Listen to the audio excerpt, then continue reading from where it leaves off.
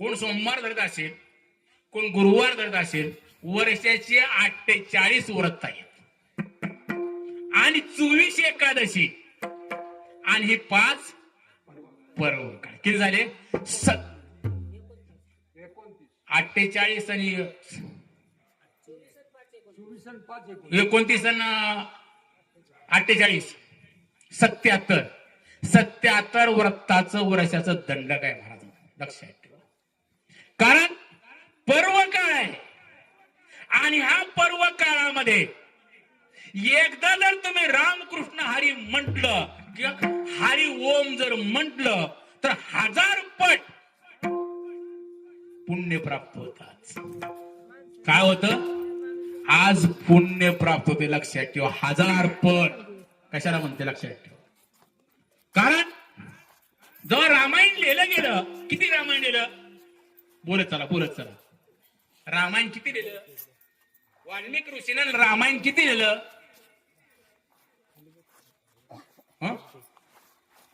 बोला चिकने महाराज, बोला. सांगितलं मला बोललं इथं. ढाला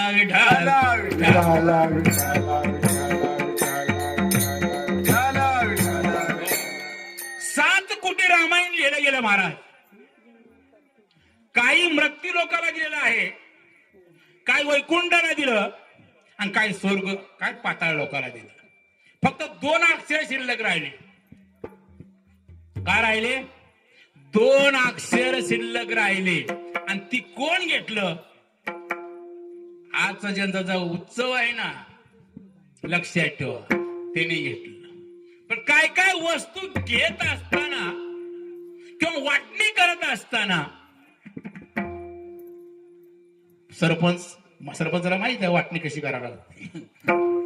काय वाटणी करत असताना स्वतःच पदरच घालावं लागतं महाराज, तवाची वाटणी होणार नाही.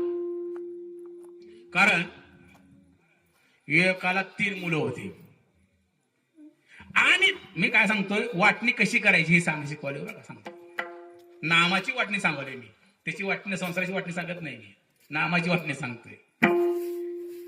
कारण ज्या वेळेस त्याला 3 मुलं होते, फक्त त्याने काय जमीन जायदाद काय कमी नव्हती, फक्त ती घोड्याचा व्यापारी होता. घोड्याचा व्यापारी होता. परंतु त्या धाकल्यावर लय प्रेम होतं म्हाताऱ्याचं. त्याला काय सांगितलं? त्याला निम्मा हिस्सा द्या. काय द्या? निम्मा हिस्सा द्या. 2 नंबरच्याला 3रा हिस्सा द्या. आणि जे थोरलं होतं त्याला म्हणजे 2 हिस्से द्या. पण घोडे किती आहे? 17 घोडे आहेत. किती घोडे आहेत?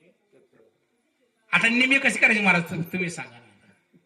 कारण अख्ख्या गावचे लोक यायचे, मी वाटणी करतो म्हणायचे. काय करायचे?